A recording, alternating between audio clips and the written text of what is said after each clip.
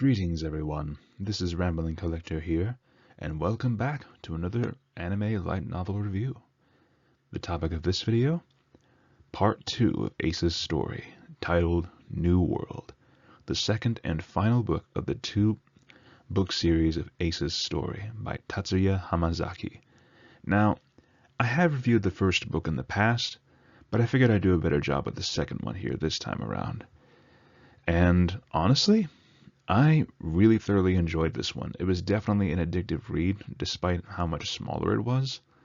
Well, I take it back. The second book is slightly bigger compared to the first one, but even so, it was definitely a very fast-paced read, and I genuinely enjoyed it. But, with that being said, let's get started, shall we? So first of all, the second book starts us off from where the first book left off, where the Spade Pirates visit Fishman Island and decide to challenge Whitebeard. See, in the first book, it details how Ace and crew were just now descending into the sea to visit Fishman Island and cross into the New World. And we see their adventures before their disbandment by the end of the book. And honestly, I still really enjoyed watching Ace and his crew interact with each other. It was genuinely a lot of fun, especially with his co-captain, Masked Deuce. But more than that, it shows Ace's determination to try to challenge Whitebeard to maybe accomplish something that his father, Gold Roger, was never able to do, and that was to topple Whitebeard. And in the end of the day, though, he winds up making a whole lot of enemies, especially with the Navy and world government, after denying the promotion to one of the 7 warlords of the sea. Full on denied it. And now he's going on to challenge one of the 4 emperors of the sea. Which, that's another major detail of the story that I genuinely liked, is that this novel, it really expands upon the world of One Piece, explaining about the 7 warlords and the 4 emperors, and detailing just how strong the 4 emperors truly are. See, the thing is, with the 7 warlords and the 4 emperors, I understand that they are hyped up throughout the series a lot, and it really goes to show just how strong they are, especially further on in One Piece. And I've been seeing that with just Shanks, Big Mom, Kaido, and of course Whitebeard. But the thing is, we never really truly understand the full scale of just how much power they truly have. At least as far as I'm aware. But this book goes into great detail about just what exactly these folks get into. They have both legal and illegal trades under them. And the protection fees to have an emperor protecting your island is a lot.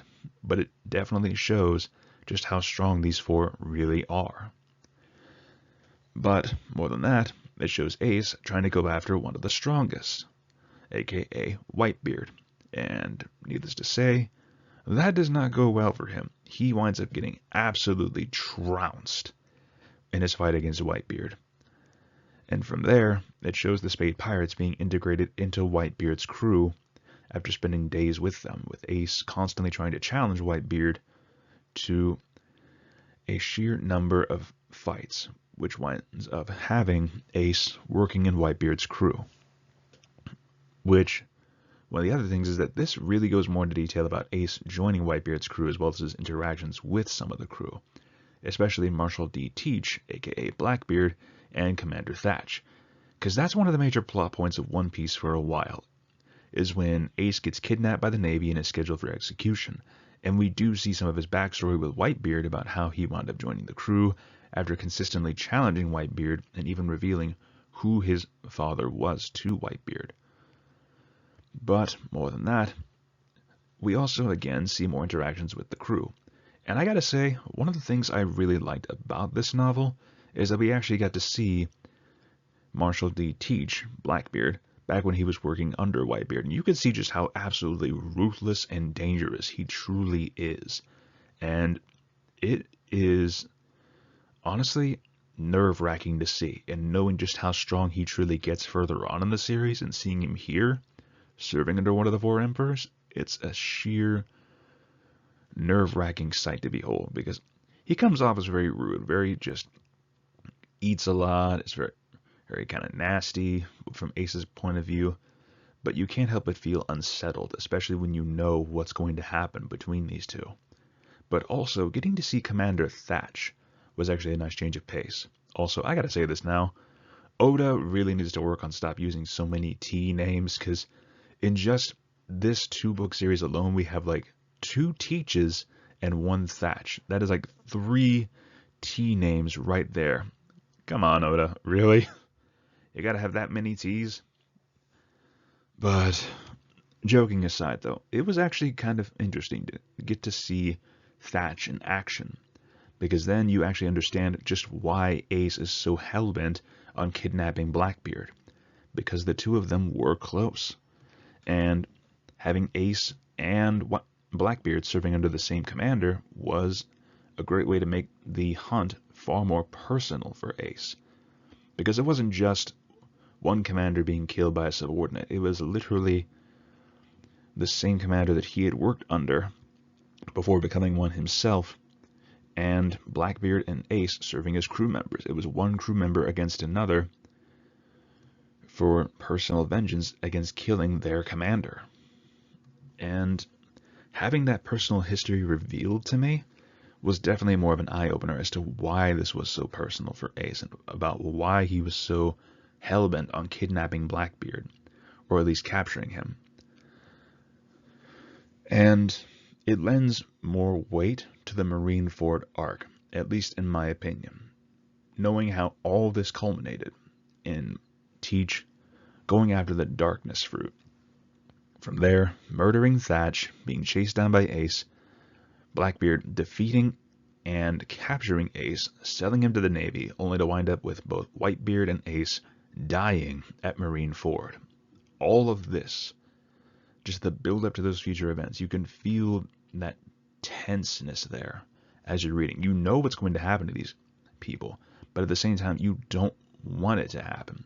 Especially with Whitebeard and Ace, you don't want to see them die after getting to know them more as characters, but this just adds more or pain to the punch that you will get in Marineford, at least in my opinion, after seeing that sort of bond. But with that being said, let's move on to the next slide, shall we? So, my random thoughts here.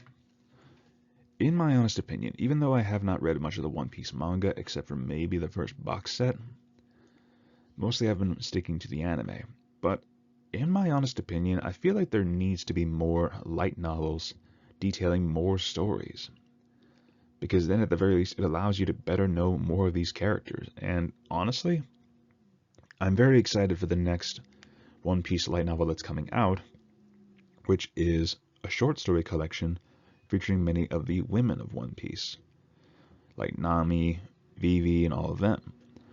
And I'm actually very excited to see that because, again, it's more world building for One Piece for individual characters. And I honestly feel like, with how big One Piece is, it needs more novels like that, just to kind of expand more on the world, because the fact that One Piece is like over 1,000 episodes now by this point, that tells you that there is so much more to the world than what we are seeing just from the world of the Straw Hats, or I should say the point of view. And I want to see that explored more. I want to hear more about this world. Even if it's just a world book or something, I want to read more. I don't know. It's just my genuine curiosity by this point. But can you blame me with how much potential there is for great stories further in the world of One Piece, besides just the Straw Hats? This just might be me rambling here, but again, that's my job. But you can't deny that there is a lot of story potential in One Piece. More so than just the Straw Hats and their backstories and all the various backstories and world building that goes on in the main series in general. There is still a whole lot more that can be explored.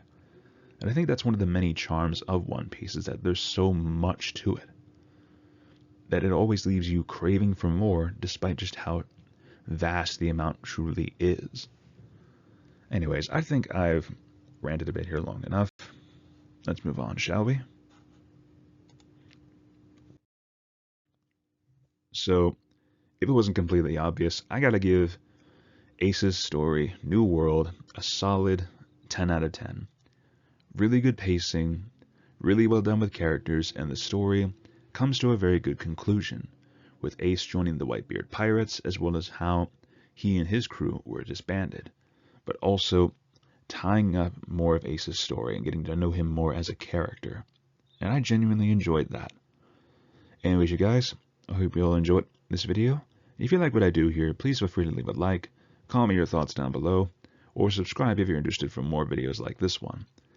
And if you are curious to see more of the other manga and light novel rambles that I've done on this channel, I will leave a link to that playlist here at the end of the video, as well as if you are genuinely just wanting to see more of the various other books that I've covered, I will leave a link to that playlist as well.